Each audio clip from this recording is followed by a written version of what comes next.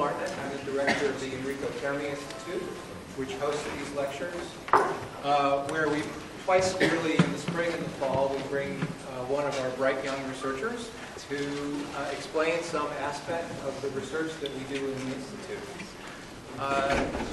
This spring, I feel very fortunate to have gambled and won, because in making up the lecture series for this year, I knew that a new gravitational wave observatory would be turning on. And there was a very small chance, according to the experts, that it would see something. And actually, the wildest dreams of the researchers in the field came true, and they observed a fantastic event, which you'll hear about from our conference lecturer, who is Ben Farr. Ben got his PhD from Northwestern in 2014. Yeah. And then came to us directly as one of our McCormick postdoctoral fellows. He's been working with Bob Wall, Dan Holtz, one of our general relativists, on the astrophysics and modeling of gravitational wave events seen at LIGO.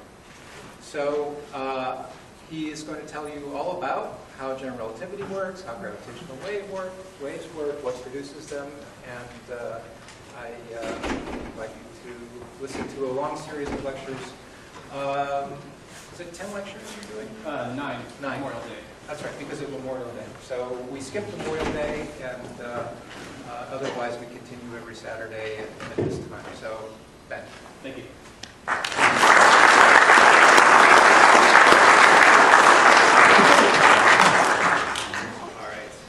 Screen capture.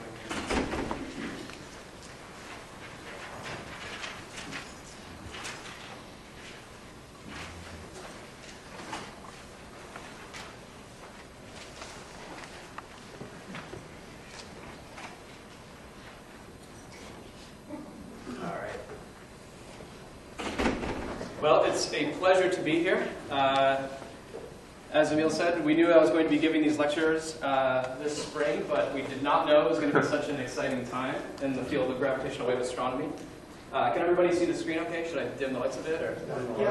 I think I heard some dimming, so we'll try that. They're already dimming. Yeah, better. All right. So I'm going to start off today giving you first a sneak peek at the exciting results that we just announced in February. This whole lecture series is really going to be a build-up for you to understand every exciting aspect of this detection and what it means for the future of astronomy. But I can't have my first lecture not mention the first event. So I will give you some of the exciting summarizing details, and then I will start going into the full lecture series where I'll start introducing the ideas of special relativity and general relativity and really building up what historically has led us to this discovery. So very briefly, our gravitational wave detection network, the LIGO Virgo network, is composed of 3 instruments. 2 of them, which are the LIGO instruments, are in the US. One of them is in Hanford, Washington, and the other in Livingston, Louisiana. And we collaborate with a third group, the Virgo group, that is, has homes in Italy. And so the Virgo detector, even though we are collaborating with them, is still undergoing commissioning, we call it. It's being upgraded to its advanced configuration, which the LIGO detectors have already reached. And so it was not online for the detection of this event, but it will be in the near future. And what we detected was this stretching and squeezing of space-time. Now I'm going to go into excruciating detail on what that actually means in future lectures, but for now I will just say that it is a stretch and a squeeze of the distance on Earth and in space. So it's the space itself is stretching and squeezing from these gravitational waves as they come to us from cosmic sources. And we have, in order to measure that stretching and squeezing of space-time, we have to measure 1 part in 10 to the 21, the stretching of space. And so to put that into a little bit of perspective, that's like measuring the distance to the nearest star to us, it's not the sun, Alpha Centauri, which is 4 light years away, to the width, to the precision of the width of a human hair. So that's how precise of a measurement was needed to detect these gravitational waves that we just detected. Our detectors are not like the classical astronomical tool. They're not a piece of glass that we point at the sky. They're more analogous to a microphone, listening to these vibrations of space and time caused by really extreme events in the local universe. The sensitivity, because it's not something we point, it's more like a microphone, it's omnidirectional in its sensitivity. So each instrument can detect sources from all over the sky. And that's kind of a peanut cartoon of what the antenna pattern looks like. So where that's bigger, we're more sensitive. So above and below the detectors is where we're most sensitive to sources. But we can detect things pretty much anywhere in the sky with each individual detector. And finally, what we detected on September 14th, 2015 is incredibly exciting.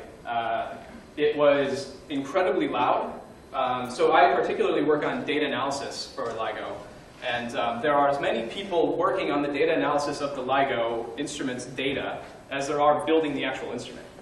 So even though this is an incredibly tiny, precise measurement, smaller than the width of the human hair, it's like 4 light years, that's the most precise instrument that humans have ever built. We still need just as many people analyzing the data that comes out of that instrument because the data analysis is supposed to be so tough. This one surprised us. Turns out we didn't need all of our fancy tools to actually detect this. You could have put on a pair of headphones, converted the sound coming out of the instruments, converted the data to sound coming out of the instruments, and heard it on a pair of headphones. So it's incredibly loud. We were really fortunate, and it didn't take much convincing of the community to convince people that we actually detected what we set out to detect. So what I'm going to show you is the data from each of the LIGO instruments. On the top is Hanford, on the bottom is Livingston. There's going to be a 2-dimensional plot, which is the time-frequency content. It's the spectrogram of the signal. So on the x-axis is time, and on the y-axis is the frequency. And there's also on top of that going to be plotted a strain, which is just the stretching and squeezing of the instrument in time. Now the sound I don't think is going to work, so I'm going to put this over my headphones. Well, let's try it. No. So give me a second.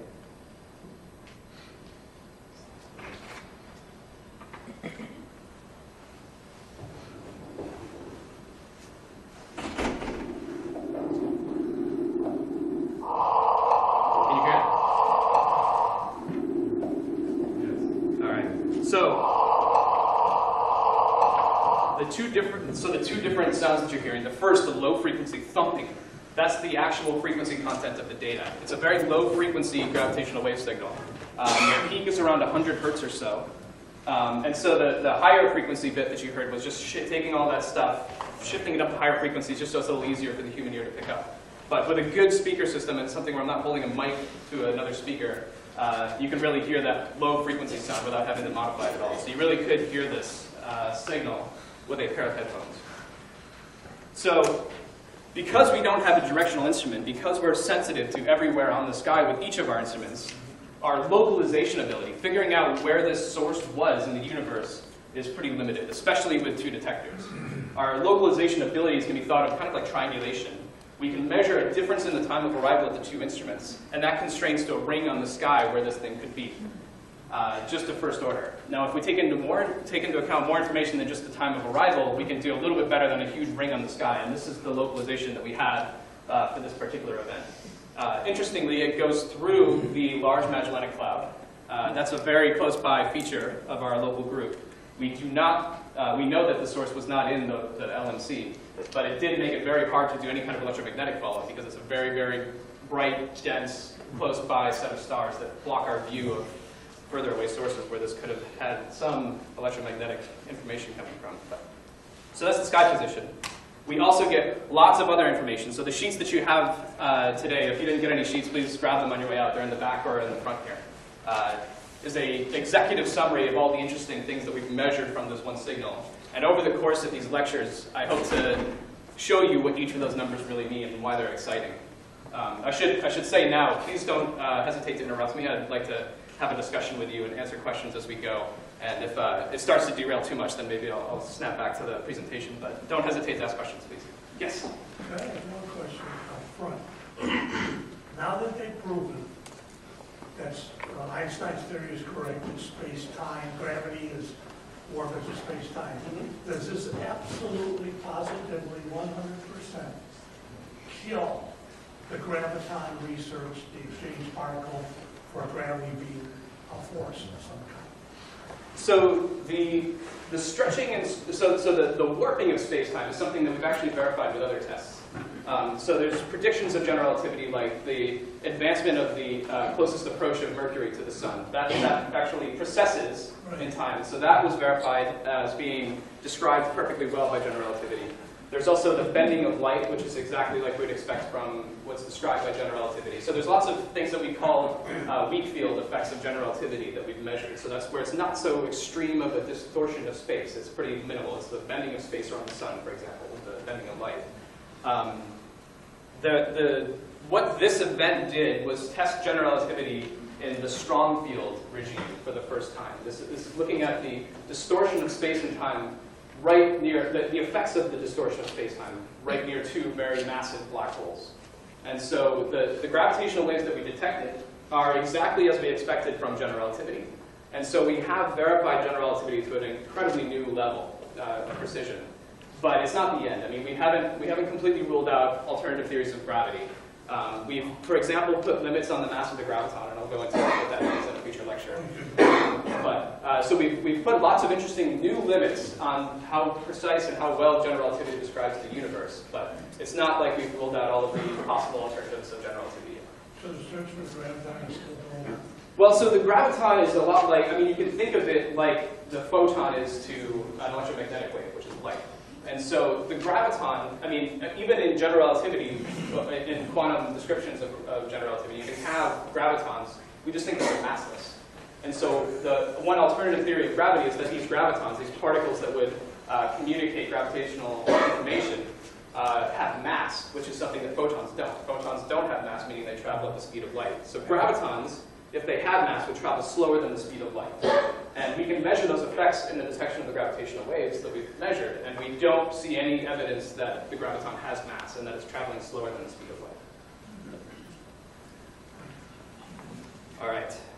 So we have all this information out of the data, and I'll go in a future lecture into how we get all of that information out. But here is a computer simulation of what we've detected. So this is showing a background star field. It's nothing meaningful. It's just something so you can see the actual black holes that are being simulated. And then you see the effects of the gravitational distortion of the space-time around these two black holes and their effect on the local star field. And so what we detected was two very massive black holes, 30 solar masses, 30 times the mass of our sun, each of them, dancing around one another, orbiting one another, emitting these gravitational waves, these ripples in space-time, that take energy out of their orbit.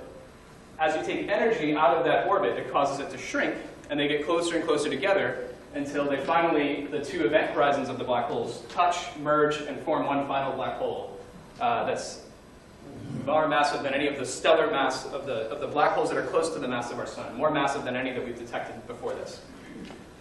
And so the important thing is that this is the very first detection of a binary black hole system composed of two black holes. We've never had evidence that they exist before, though we thought they did. We couldn't detect them. We had very little hope of ever detecting these with classical telescopes. These black holes are black. The only effect that we can hope to observe if they don't have any accretion disks around them, and we think that these types of black hole systems won't have any matter around them by the time that they get to this point of merging. But they're black. The only effect that we can hope to see is this distortion of the stars behind it, the light coming from the stars behind it.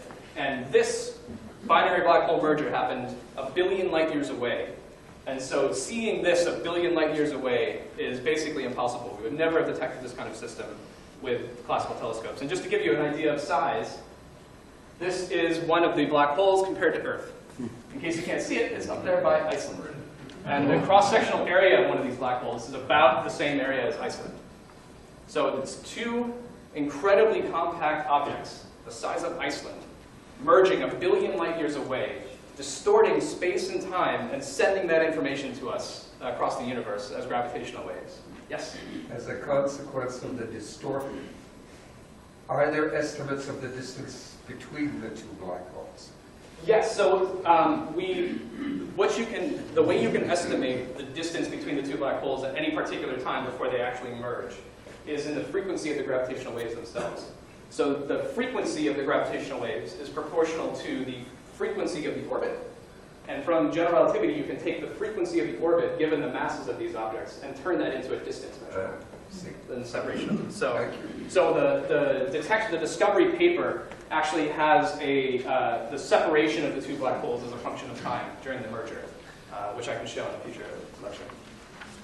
So we detected something that we could have never hoped to detect with telescopes with our new gravitational wave instruments. It's incredibly exciting, and it's just the very beginning. So we talk about this being a fundamental step in the field of astronomy, and we've started an incredibly new, exciting era where we're going to learn about the universe through an entirely different medium. And it's just the very beginning of opening up an entirely new spectrum, completely independent of the electromagnetic spectrum that we've used to learn about the universe so far. So here are our ground-based detectors that made this very first detection. On the x-axis here is the frequency of the gravitational waves, and it goes up to the right. And then on the y-axis here is the strain, the amount of stretching and squeezing of space-time. So at high frequencies is where our instruments lie. We aren't sensitive to lower frequencies because the Earth shakes a lot, and our instruments are on the ground. They're subject to all of this noise from seismic activity in the Earth. And so if we wanted to detect lower frequency gravitational waves, we have to go to space. And so LISA is a space-based gravitational wave detector that's been being planned for many decades. It's suffered many, many setbacks as priorities have been shifted around in NASA. Actually, originally, when it was first proposed by NASA, it's a joint NASA-ESA mission. There was a joint NASA-ESA mission. It was supposed to have already been flying in space by now, but that's obviously not the case. The European Space Agency right now is pursuing it on their own and is going to launch it in a couple of decades, they hope. But now that we've detected gravitational waves, we hope that that really gets NASA excited and gets back on board with the LISA mission, and we can fly something like we had hoped to fly originally. Going to lower frequencies yet are pulsar timing arrays. I'll go into details of all of these different types of measurements and how they differ from what we do with ground-based instruments in future lectures. But briefly, what pulsar timing experiments do is they look at neutron stars, also very compact objects that we hope to detect with LIGO, that emit light. They emit radio waves in this lighthouse type effect. So the light wave, the electromagnetic radiation from a pulsar, is shot out the two poles of that big rotating star, and that pole, the orientation of its magnetic field, is tilted with respect to the axis that it rotates about. So it's like a lighthouse. And if we happen to be lucky enough to be in the beam of that lighthouse, then it's a very, very precise clock. And we can use all of the pulsars we've detected around our galaxy as different, independent, very accurate clocks to make incredibly precise measurements of distances, just like we do with LIGO. And those are done on much, much lower frequencies, and so we hope to detect gravitational waves down in these frequencies here using those pulsars eventually. And then finally, the lowest frequency gravitational waves, which made a splash in the news a while back, are measurements like BICEP-2, which are measuring, they look at the cosmic microwave background, and they look for tiny distortions in the polarization of that background emission of the universe. And they use that to try to estimate primordial gravitational waves that might have existed at the very birth, around the Big Bang. And that's the lowest frequency gravitational waves that we hope to measure here on Earth. All right, so any questions on, this is kind of summarizing, is putting into perspective a bit the measurement that we made in September, why it's so exciting, and kind of motivating what's going to be the rest of these lectures to learn more about why it's so exciting and what we've learned from it. Yes? Does the existence of gravitational waves prove that space, including at the quantum level, cannot be a vacuum? So the short answer is no.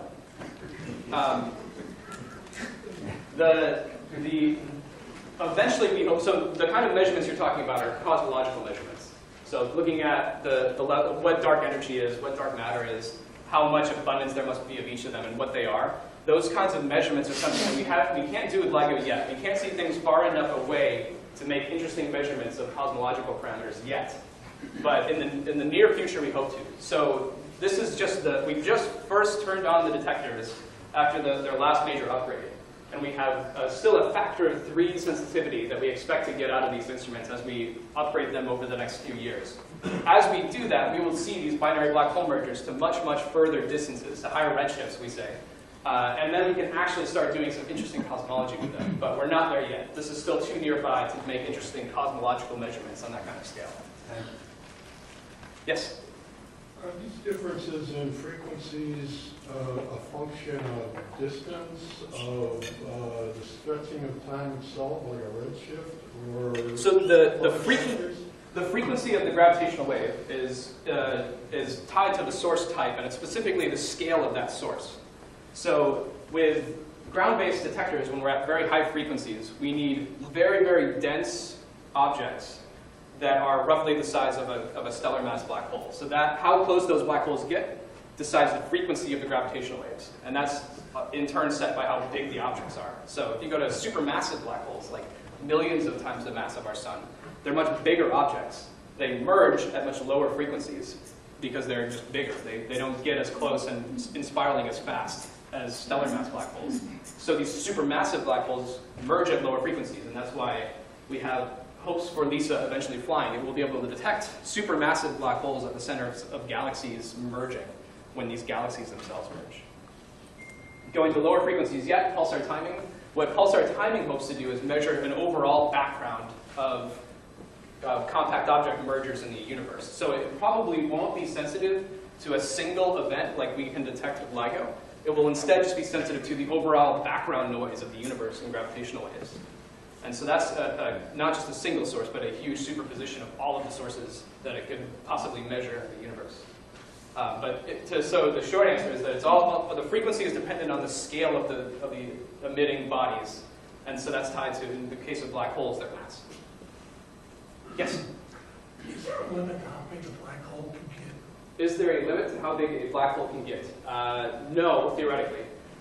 It's a nice big vacuum that you just, not vacuum in the living room vacuum sense, not space vacuum sense. But you throw, the more mass you throw into it, the bigger it gets, and it can just keep on taking more and more mass. So what's really limiting is just the environment that it's built in. And so the most massive black holes we know of are the supermassive black holes at the centers of galaxies. And they have stars that are orbiting around them, but the gravity that those stars are orbiting around is just the same as if a really massive star was in the middle. It's not more of a vacuum in the sense of cartoon black holes that suck up everything around them. Stars can happily be in orbit around a supermassive black hole and never get sucked in like they do in cartoons. But so the mass of black holes is really limited by the environment that they're in. And we don't think they're going to get more massive than a million, several million solar masses.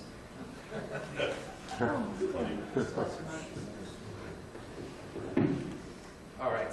Any other questions before we take it back? Oh, sorry. Yes.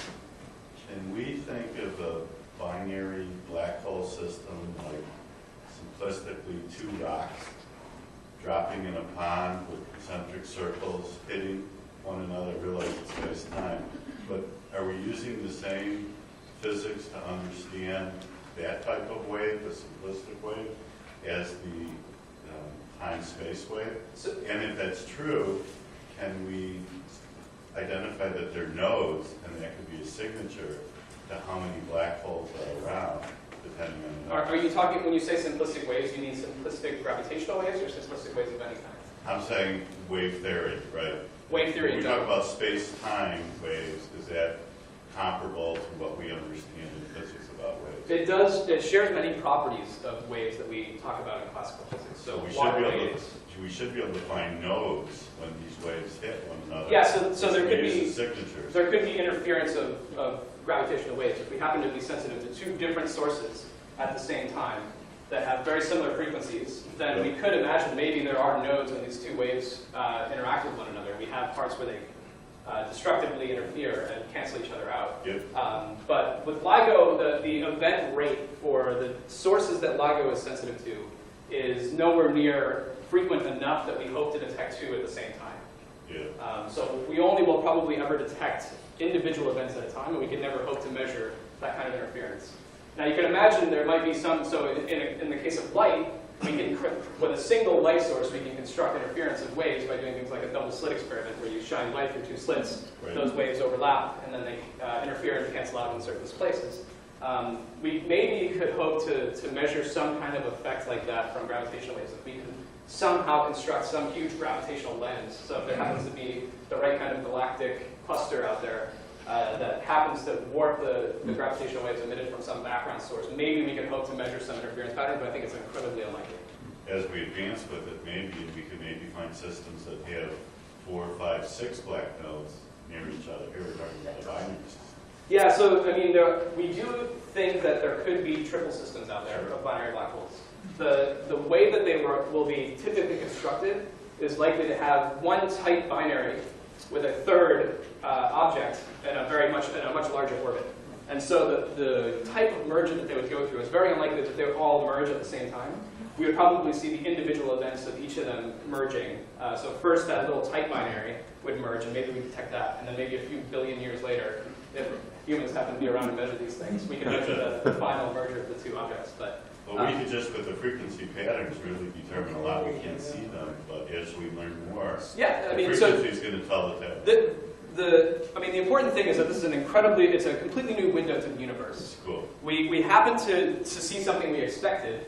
We're pretty lucky that we saw exactly what we expected so far.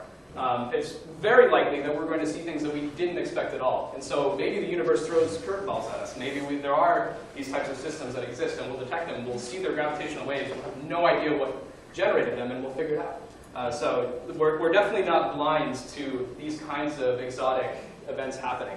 And we have searches that go through the data. So these particular searches that I work on are focused on finding compact binaries.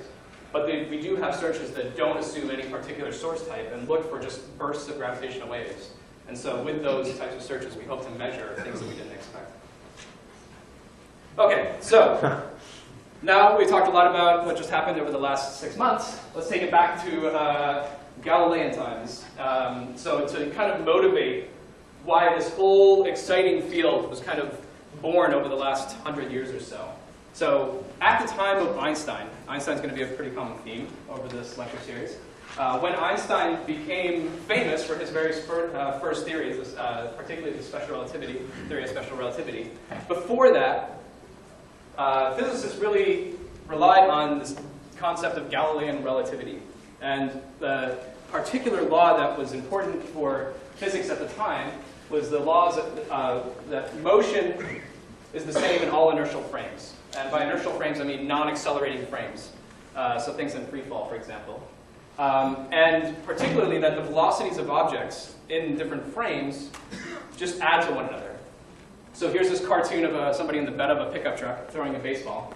If the truck is traveling forward at 15 meters per second, and that person in the back of the truck throws that ball in their frame at 8 meters per second, then the person on the ground will see that ball traveling forward at the sum of those two velocities. The velocities just add together. That's a very basic concept of physics up to this time. And at the same time, we have Newton's laws. So Newton's 3 laws of motion. The first, that objects at rest stay at rest, objects in motion stay in motion, unless acted on by an outside force. That's Newton's first law. Second law is that that a force is equal to some mass of an object times the acceleration that object is experiencing.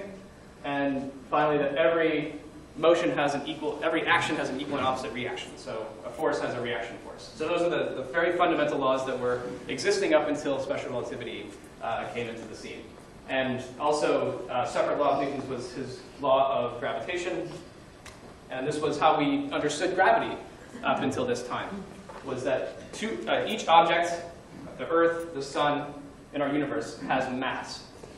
And the force between those two objects, the gravitational force felt between those two objects, is just proportional to each of their masses divided by the distance between those objects squared. And so that's Newton's law of gravitation, and that's how we describe the universe. That's how we understood how gravity acts on the solar system. And it does a pretty good job of describing how gravity behaves in our solar system, save for a few things that I'll talk about in the future. And another implicit assumption of all of the Newtonian mechanics that was happening up until that time is that space is absolute and time is absolute. So we're talking about the truck moving at some speed and somebody throwing a baseball from the bed of the truck with a different speed. When we define those speeds, they're relative to something. In that case, we're talking about relative to the observer standing on the ground. But that observer wasn't really stationary, right? They were on the surface of the Earth, just hurling around the sun. And that even isn't stationary if you move to the sun's location, because that's hurling around the center of our galaxy. And so the idea of Newtonian mechanics is that eventually there is some absolute space that we define all of our velocities relative to. And that there's also some, we all experience the very same time. Time passes the same for everybody in every frame, every inertial frame. So that's how we understood mechanics. And then what about light? So light was described by, here are Maxwell's equations. These are 4 sets of equations that basically define how electromagnetics work, how electricity and magnetism behave from sources. So in these equations, the most important things to know, that E is the electric field, rho is a charge density, so the amount of charge per volume, and B is the magnetic field. And so this one up on the top left is basically, all it says is that the electric field coming out of some volume is proportional to the amount of charge inside of it. Nothing too spectacular there. The second one is that magnetic monopoles can exist. So all magnets must look like this. They must have a north and a south. And if you draw lines that trace out the magnetic fields, they all must connect. So that's all that equation's telling us. The third one is how generators work. So a time-changing magnetic field through some wire generates electricity. We like that one. And the final one here is how electromagnetics work. So if you create a current in a wire, you create a magnetic field. And so those are also very important. So all of these are fundamental to things that we use in our day-to-day lives. The reason I really showed you these equations is that if you move them around a little bit, plug in a few things, you get out these 2 equations. And this is going to be a common theme too. You'll see something like this corresponding to gravity in a future lecture.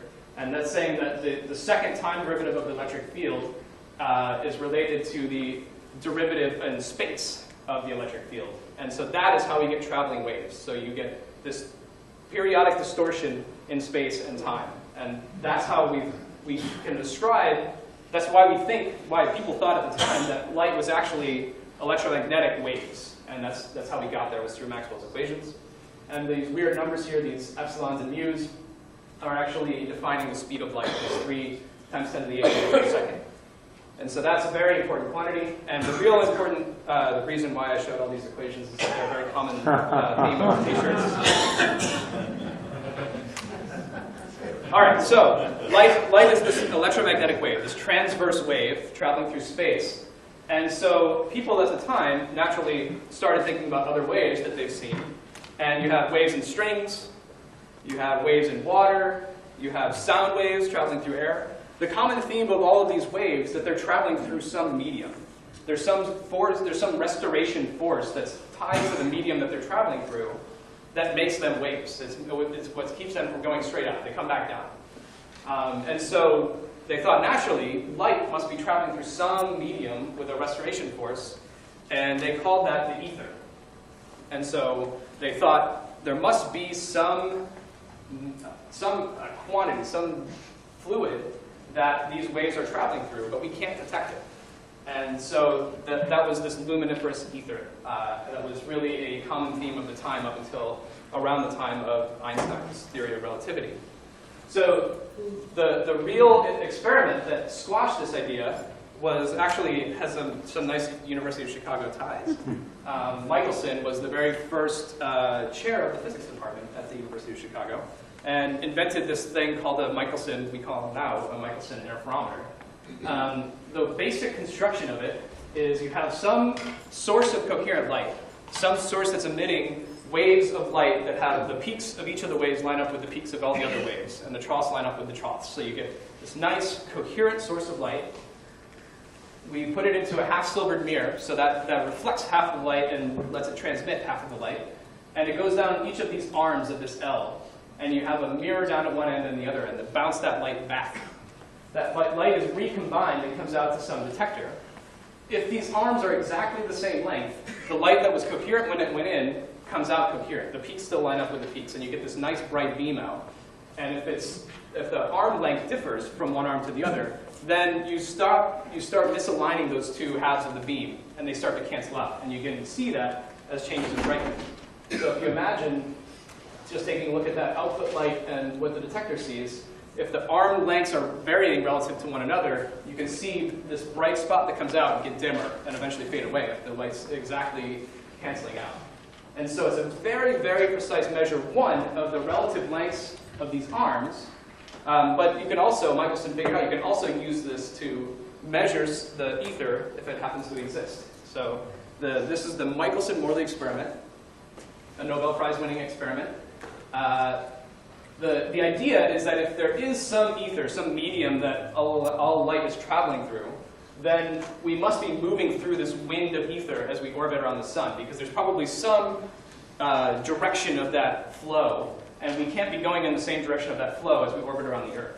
And so if you take your Michelson interferometer, if it were sitting in completely stationary in this ether, then everything would behave exactly like you expect. The arm lengths are exactly the same, the light travels in exactly the same way as it goes to each of the mirrors and comes back, and you get that nice bright spot out.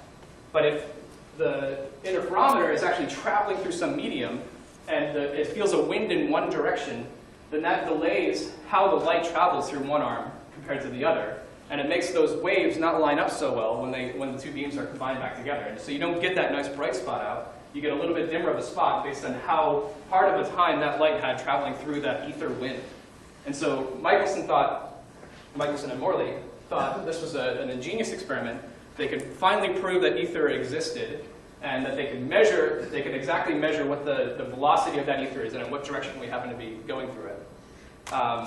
They did their nice experiment, and they found no evidence that the ether existed. So they thought it was a failure. They did many more precise experiments to try to dig deeply and measure the effects of this ether, but they never found it.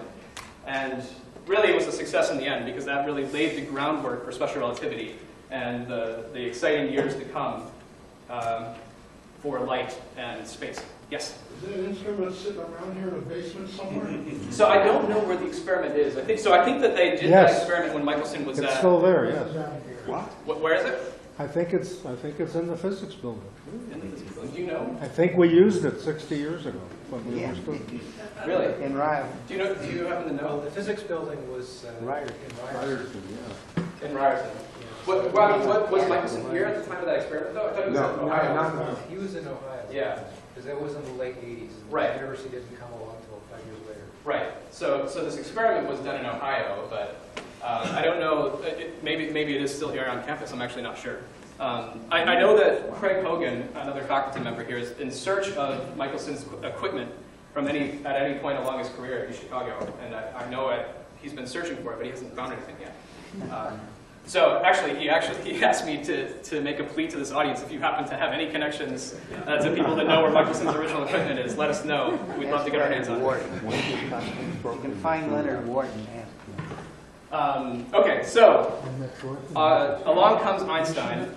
I like this particularly suave photo of Einstein I found. And he came up with first his theory of special relativity.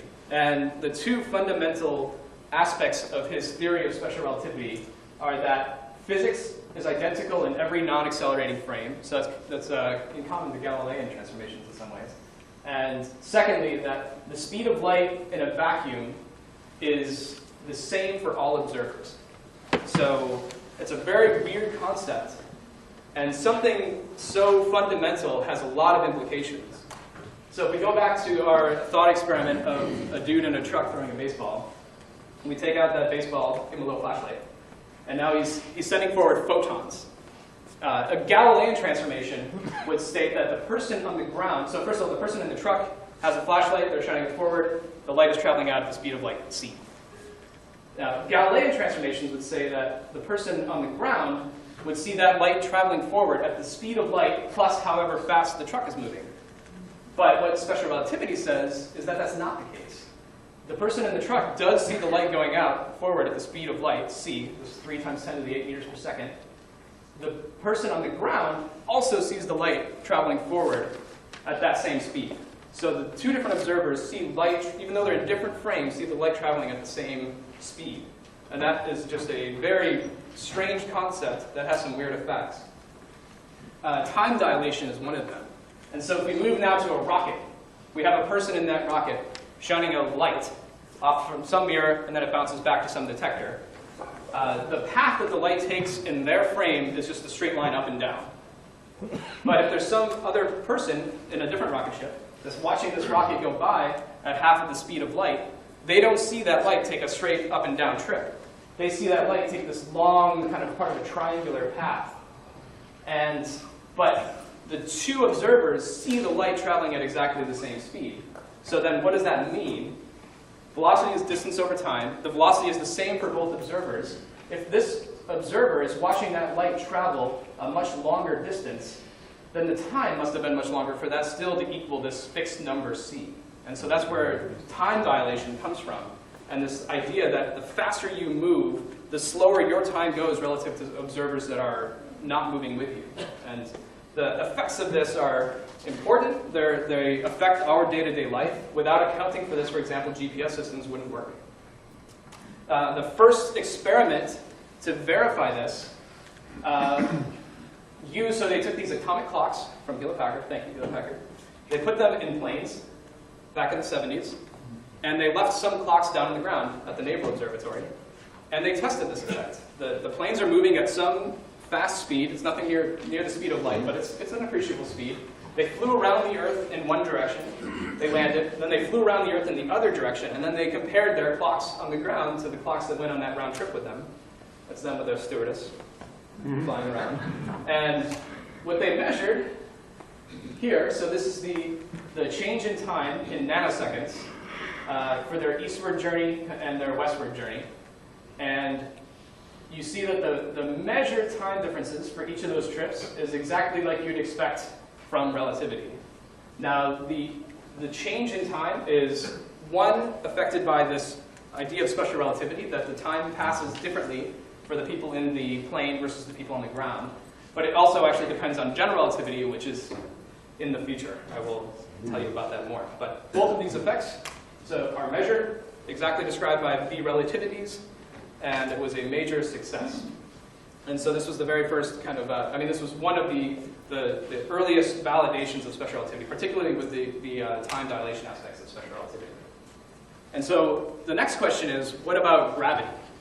So we were talking about kind of transformations and how velocities affect things in different frames in the passing of time. But what happens, what does it mean for gravity to be in different non-inertial frames? This is specifically looking at frames that aren't going acceleration. But it seems like gravity should be somehow related to this idea of relativity, and there shouldn't be some absolute scale for differences in forces in gravity. And also, there was a problem that Newtonian gravity happens instantaneously. It's just this force between two massive objects. There was no time aspect to Newton's definition of gravity, but special relativity says that there's this cosmic speed limit, that's the speed of light. Information can't travel faster than the speed of light. So if you think about the sun disappearing all of a sudden, for some reason, falls through a wormhole or something, the Earth, according to Newtonian gravity, would immediately start going off in a straight line. But the light from the sun would keep coming to us for another 8 minutes before we realized the sun disappeared. And so that information somehow would have had to travel faster than the speed of light to get to us to find out that the sun all of a sudden disappeared. And that didn't make sense. That was not within the realm of special relativity. And so we need some kind of alternative theory of relativity that can fold into the theory, the effects of gravity. And that was Einstein's next goal, was to try to put gravity into this idea of relativity. And that will be the subject of a future lecture, of the next lecture. So, to be continued, but I'd be happy to take any questions you have related to what I've talked about today, about the event. You'll hear lots more about the event, but I'm happy to answer questions that you have now. Thank you.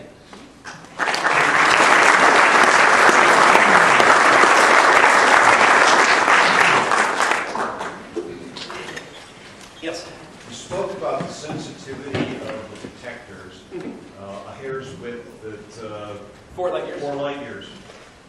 If a very large event happened very close to us, what is the most distortion of space-time that would happen? Would it be much more visible, or are we still talking about almost imperceptible amounts? It's still incredibly tiny. So we did at one point a calculation just on the back of an envelope. If you were to have been 1 AU, 1 astronomical unit, the distance between the sun and the Earth, away from that source that we detected, the effects would have still been hard to measure with just like perception. You can ask what you would even feel. It'd be this weird sensation probably of your body stretching out and squeezing. But you can also think of how it tries to couple with the eardrum. I don't know. I don't know exactly how the eardrum works to the level of what the effects would be of a gravitational wave passing through. But if we were 1 AU away from that event, I think it'd still be hard to tell something happened unless you had instruments that were more sensitive than your perception. Yes? What's the volume of space that can be seen with the LIGO right now? With LIGO right now. So it depends on the type of source. So binary black hole mergers, we can sense to much further distances than binary neutron stars, for example. LIGO, as it was measuring these events, I think that could have seen, so we measured that binary black hole merger at about 400 megaparsecs. I think we could have measured that out to 700 or 800 megaparsecs. And in the coming years, as we get another factor 3 sensitivity out of our instruments, we go beyond the gigaparsec level of sensitivity, and we can actually measure a few gigaparsecs out, we think, for binary black hole mergers. Now, binary neutron star mergers, the amplitude is much less, so we can't see them as far away. Those are more on the level of hundreds of megaparsecs that we can see those. Yes? Since you detected a gravitational wave almost as soon as the instrument was turned on, are you surprised we haven't seen any since then, or have we seen some and you haven't told us? And are you also going to be swamped with data when all these waves are detected? So I'm already swamped with data. I already had at least one all-nighter this week just working on LIGO stuff. So there's plenty of data to go around already. So this was detected almost immediately after turning on the instruments after the last major upgrades. We weren't even taking our official science data yet. We were in what we call an engineering mode, where we turned on the instruments. They were both taking data, but we were not planning on looking hard for gravitational wave signals. We were just trying to get an understanding of how these new instruments are behaving, see what kinds of noise sources have creeped in from all of the advanced design that they put into the instrument. And so the goal wasn't even to detect gravitational waves yet. We were just trying to get a better understanding of the instrument and tune our searches to that new noise, to the new noise characteristics that these instruments have. So we detected this thing. It was incredibly loud, and it was right after we turned on the instruments. So we thought, surely we must have made a mistake. Somebody must have done some simulation. We do simulations in the data all the time, just to test our pipelines. And the way we do that is we actually wiggle a mirror, just like you'd expect a gravitational wave going through. And so we thought, surely somebody must have been doing an injection and just didn't let anybody know. And so nobody got excited at first. We're like, okay, well, we need to figure out why these flags aren't going into the data that show that we were doing injections. And then we found out we weren't doing any injections. And that's on one mirror where we do those that everybody knows about. There's another mirror, the other end of the instrument, that we do the blind injections, we call them, which only 2 or 3 people know when those blind injections are happening. And those are to really stress test the entire process of detecting gravitational waves. I'll go into the history of gravitational wave astronomy in a future lecture, but it's rife with claims of false detections. There were other types of instruments that were built to detect gravitational waves. They claimed the detection. It was never validated, and it turns out that we would have been ripped apart if gravitational waves happened that often at the level that we would have needed to measure that kind of measurement that they claimed they made. So there's a long history of false detections of gravitational waves. So we are extra careful in LIGO that we really, really are confident in any claim of a detection that we would make, the very first claim of a detection. And so this blind injection process was one way that we made sure of that. We would go through the whole end-to-end process. We did this back in 2010, where there was a blind injection in the data. Nobody knew whether it was a real event or not. We had to treat it like it was a real event, all the way up to the act of writing the detection paper. And when we were ready to hit send to the journal, is when we opened the envelope to see if it was the real deal. And so it's 6 months of my life that went into writing a paper that nobody ever read. But it's an incredibly important exercise for us to do. It really made sure that we knew exactly what we were doing at every step of the way, all the way to writing the paper. And it actually shifted priorities a lot in the collaboration. That one major end-to-end run of a blind injection made people realize how important it is to really characterize the detection, the signal that we've measured. Before that, nobody really cared about what we call parameter estimation and extracting all of the properties of the source out of the data. They said detection was the important thing. We'll figure out what was in it later. this whole process, I mean, we detected this blind injection in a similar way. We detected it immediately once it happened.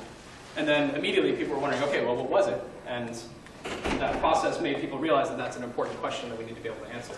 And so a lot of what happened from September to February was actually affected greatly by our blind injection challenges. That's a long-winded way of saying we thought, okay, maybe it's a blind injection. We looked at that mirror data, and that wasn't the mirror wasn't being wiggled by our blind injection routines either. So it was the real deal, and it was surprising that it happened so quickly and it was so loud. And given those properties, we can make an estimate for how often these events must be happening in the universe, and therefore how many of those we should detect over any particular observing period. And we haven't, so we do expect there to be of order a couple in all of the first observing run that we did. We haven't published all that data yet. We just published one 16-day chunk of data where we made that very first detection. And so we're working on analyzing the rest of that first observing run that we took.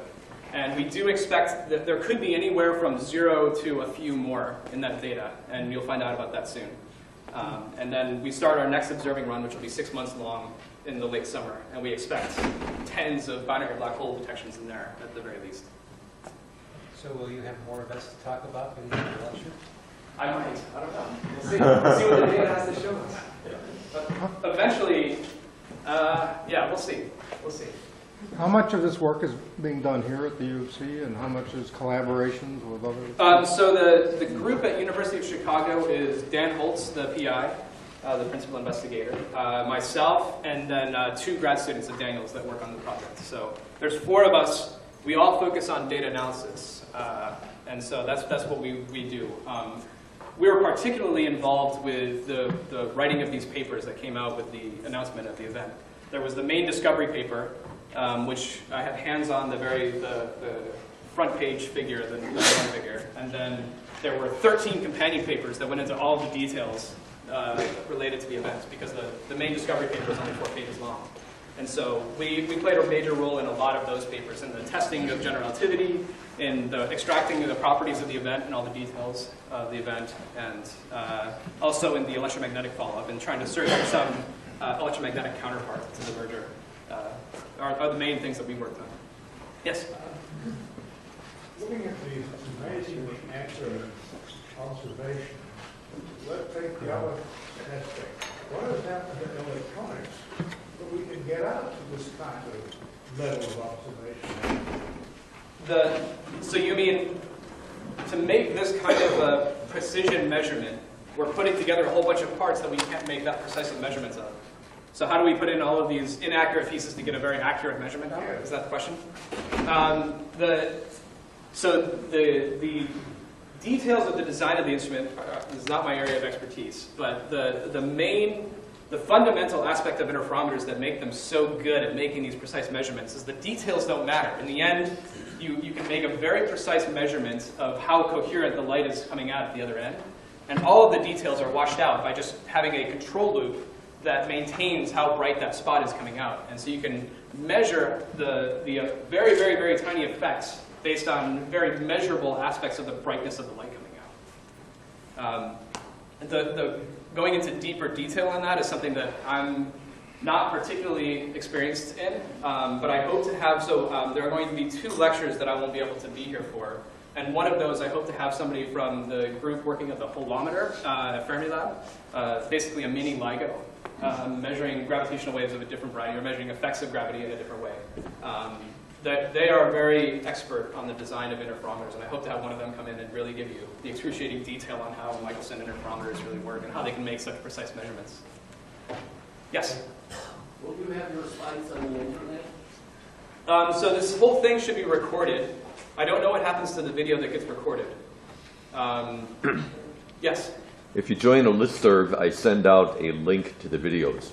Okay, is the listserv something that you get on by filling this sheet? No. It's No? How do you get on the listserv? Fermilec. Send an email to Fermilec, Fermilec, _subscribe at yahoogroups.com. Or see me afterwards. Okay, so all of these are being recorded The screen grabs of the slides, everything should be available then if you get on that listserv. Excellent. Any other questions? Yes? Now, who's involved principally with the simulation? With the simulations. So that is a lecture of itself. To actually understand all the details of the source of these gravitational waves, we rely on a huge amount of modeling. Modeling all the way from solving Einstein's field equations numerically with supercomputers.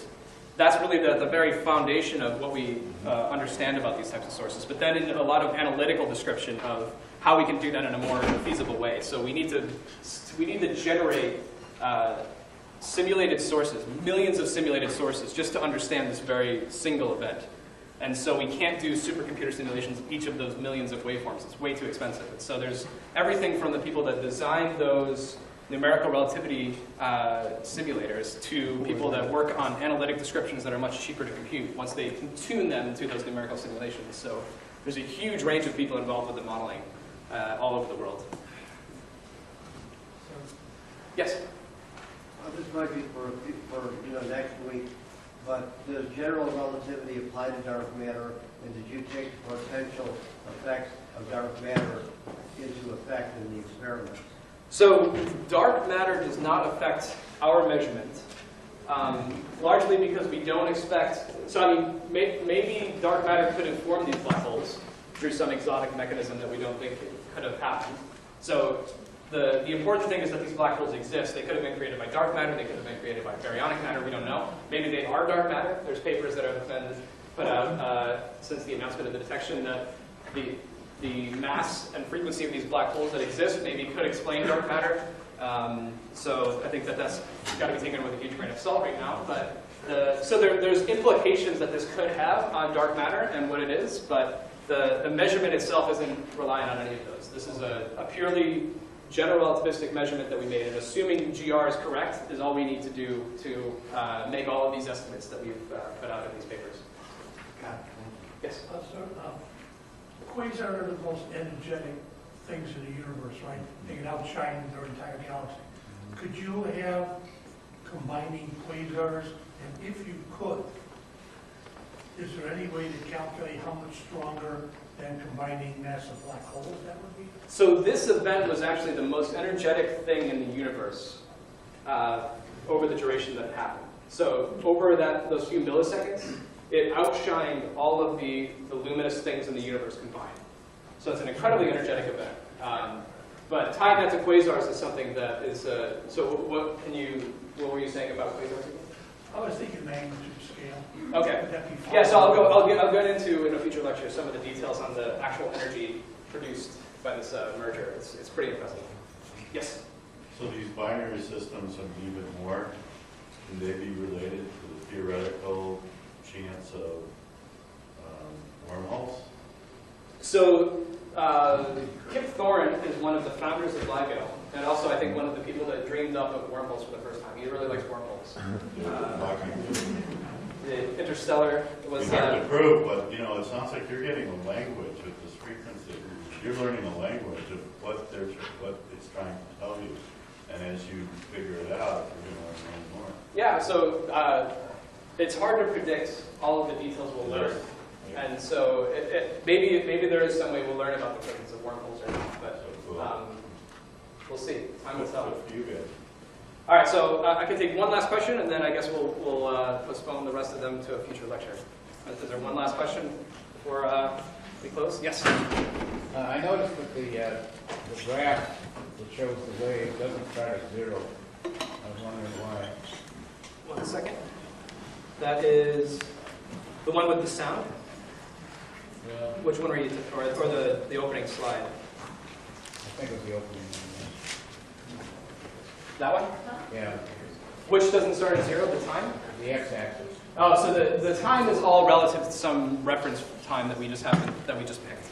So and what we record actually in the data is the GPS time, which is some huge number relative to some time that GPS started working. But the shift of this time is we just picked some time that was before this to define all of our times from. Otherwise, I mean, we could put dates on here. We could put dates in the clock time at some time zone, but it's all just an arbitrary choice. So at 0.25, we hadn't discovered any waves, right? So at 0.25, that's right. We wouldn't have discovered anything. What this is actually showing, so in the black lines in the background here are the whitened data. So that's the actual data that we recorded. And these colored bands are the reconstructions of the signal that we use, that we get out of our very advanced data analysis tools that we use. And so those colored bands show the underlying signal that we're seeing in the data. And so the zero amplitude over here of those reconstructions means that there's no signal there that we can recover. All of the signal that we recover is over in these later times. Is this a single event? This is a single event at each of the LIGO detectors. It could never hear it again. That's right. But we hope so. So these two black holes were orbiting around one another. They merged and formed one big black hole. That's only going to happen once, but we hope to detect hundreds more of these similar events over the next few years. All right. I think that will conclude today. But thank you.